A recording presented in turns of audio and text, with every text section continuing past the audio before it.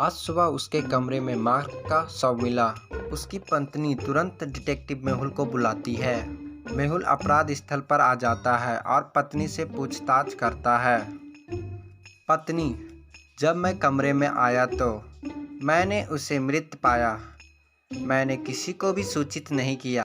हत्या के समय साधन में 2 लोग मौजूद थे। मेहुल मार्क के बारे में दोनों से पूछताछ करने लगा। माली सर बहुत अच्छे व्यक्ति थे। वह हमारी देखभाल करते थे।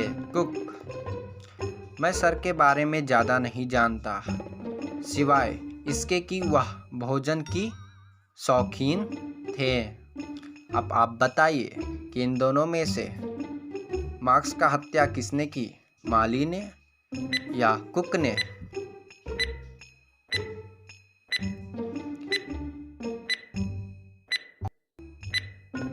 इसका जवाब है माली ने।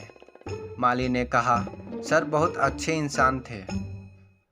उन्हें कैसे पता चला कि मार्क्स की मृत्यु हो गई, जबकि उसकी पत्नी ने किसी को कुछ बताया ही नहीं। 4 लोग एक ट्रेन से यात्रा कर रहे थे। ट्रेन सुंदर बागीचे और पहाड़ों से होकर गुजरती है। थोड़ी देर में ट्रेन एक गुफा के माध्यम से होकर जाती है और यही बीच अंधेरा हो जाता है। जब ट्रेन गुफा से बाहर आती है तो नैन्सी का प्रोंच लापता हो जाता है। दंडबल उसके अलावा बैठे लोगों से पूछताछ करता है। जो, मैं कॉफ़ी पी रहा था। एडम, मैं सो रहा था। गैरी, मैं अखबार पढ़ रहा था। अब आप बताइए, इन तीनों में से जेसिका फ्रोंच किसने चोरी की? गैरी, एडम, जो। तो जेसिका फ्रोंच गैरी ने चोरी की, क्योंकि वो अपना न्यूज़पेपर उल्टा पकड़ के रखा था।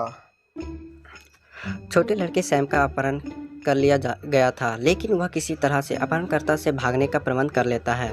वह बहुत डर गया था और अपहरण के बारे में किसी से बात नहीं करेगा। डिटेक्टिव मेहुल ने उससे कुछ जानकारी प्राप्त करने की कोशिश की, लेकिन डर के मारे सैम ने चुप्पी बनाई रखी। इसके वजह सैम ने मेहुल को उसको R1 बनाई गई एक पेंटिंग दिखाई, जब उसका अपहरण कर लिया गया था। मेहुल ड्राइंग को ध्यान से देखते हैं और 3 संदिग्धों की पहचान करते हैं। नौकरानी, मैं सब्जी लेने के लिए बाहर गया था। चित्रकार, मैं पीछे के कमरे को पेंट कर रहा था। गार्ड, मैं गेट के बाहर खड़ा था। अब आप बताइए कि इन तीनों में से अपहरणकर्ता कौन है? चित्रकार, नौकरानी या गार्ड?